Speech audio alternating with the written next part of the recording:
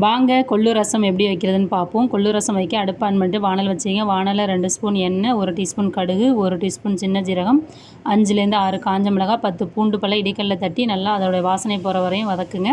2 கொத்து கருவேப்பிலை, பொடியாக நறுக்குனா தக்காளி ஆட் பண்ணுங்கள். அது கூட மஞ்சத்தூள் சிறிதளவு சேர்த்து தக்காளியை நல்லா வதங்க விடுங்க.